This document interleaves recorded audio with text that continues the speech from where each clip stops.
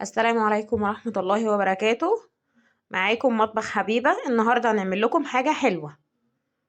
عبارة عن ايه؟ مكوناتها شعرية، لبن، جوز الهند في التزيين، نشا، سمنة بلدي. يلا بينا نبتدي الوصفة. يلا نحط معانا طاسة على النار.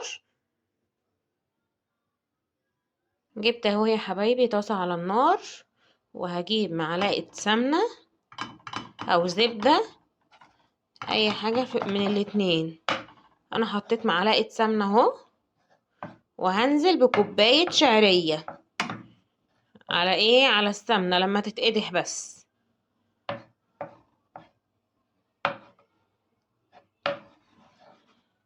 اهو يا حبايبي هنزل اهو بالشعرية بمعدل كوباية شعرية، يعني ربع كيلو شعرية.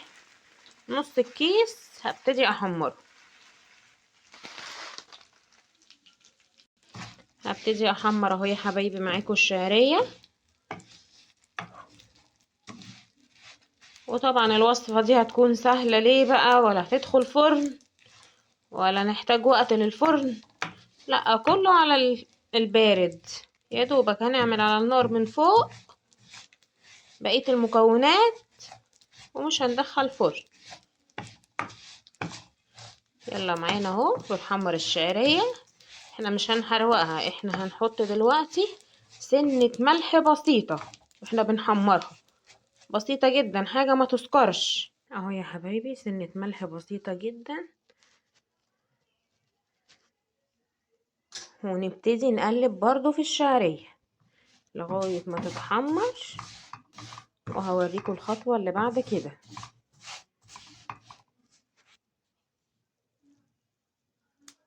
طبعا يا حبايبي ليه حطينا التركية بتاعت الملح على الشعرية؟ عشان الشعرية ما تتحرقش مننا، تبقى واحدة بواحدة. لا، لازم اللون كله يبقى واحد، ما تبقاش شعرية فاتحة وشعرية غامقة، لا ما ينفعش. لازم كلها تبقى لون واحد، لونها مذهب كده وحلوة، عشان التزيين بتاع الصينية بتاعتنا دلوقتي. وبأمر الله طريقة سهلة وهتعجبكم، وتعملوا معانا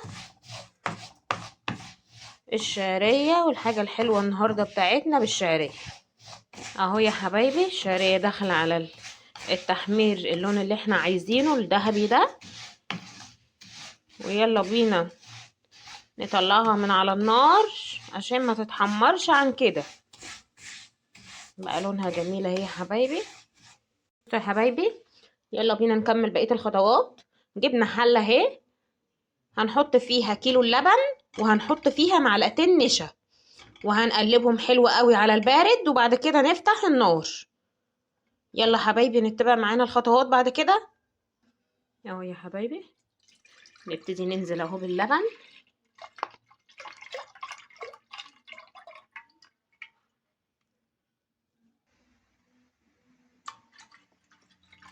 اهو يا حبايبي بقية اللبن اهو، الكيس التاني. طبعا احنا هنحط كيلو لبن.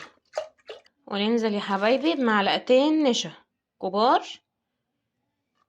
اول معلقة اهي، وتاني معلقة. هنبتدي بقى نقلب. هنبتدي نقلب اهو يا حبايبي النشا باللبن على البارد خالص، عشان النشا تدخل في اللبن. وبعد كده هجيب فانيليا وهجيب السكر. هنحط قد ايه بقى فانيليا يا حبايبي؟ هنحط كيسين فانيليا بودر، او لو سايله نص معلقه صغيره.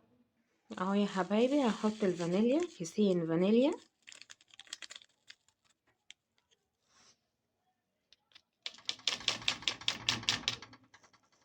ومعانا اهو يا حبايبي 7 معالق سكر. والسكر ده طبعا اذواق، على حسب كل واحد بيحب الحاجه مسكره، بيحب الحاجه نص ونص، في حد بيحب الحاجه مسكره قوي. السكر ده على حسب كل واحد، وبيستطعم الحاجه اللي قدامه. انا حطيت 7 معالق سكر، وهنبتدي نقلب على النار بقى.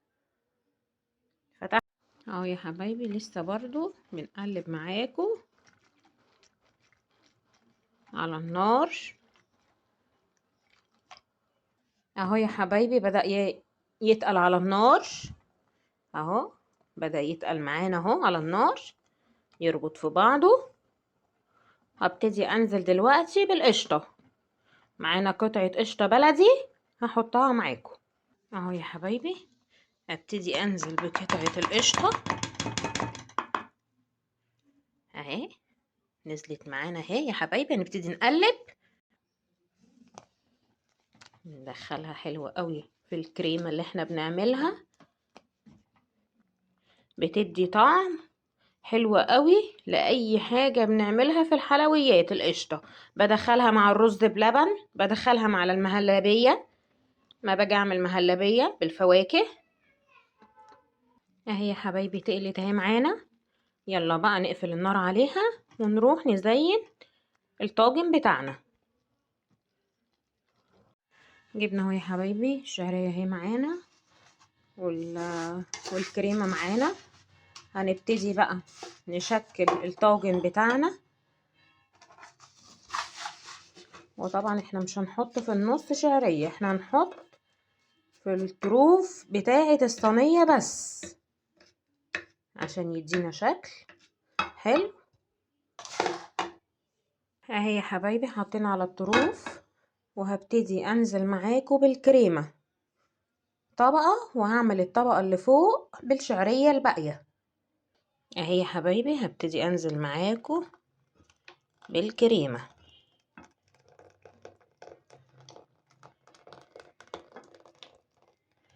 هغطيها خالص.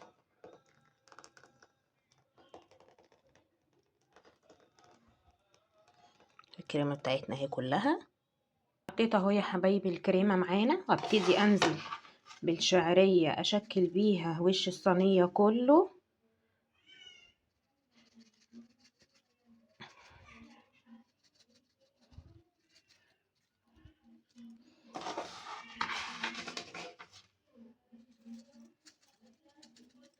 ما اقولكوش على الريحة بتاعت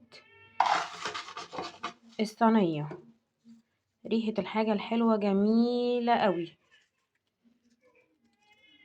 وطبعا هتبقى الوش كريسبي ويقرمش. بس احنا طبعا هنفرد الشعرية وهنحطها ساعة على الأقل في التلاجة عشان تربط في بعض كده وتمسك الكريمة والمهلبية بتاعتنا. طبعا فردت الشعرية اهو يا حبايبي كلها وخلصناها. شايفين الشكل بتاعنا عامل ايه من الجناب؟ هنبتدي بقى دلوقتي ندخلها التلاجة ساعة على الأقل، ونخرجها نقطعها عشان نقدر نقطعها ونطلعها نوريها لكم. هنقطع الطاجن اهو يا حبايبي اهو يا حبايبي. نبتدي نقطع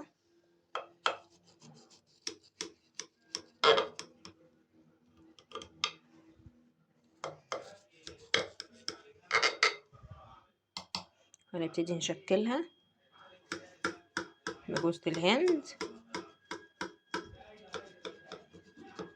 طبعا كل ما تتساب شوية في التلاجة اكتر كل ما تطلع سليمة اكتر القطعة.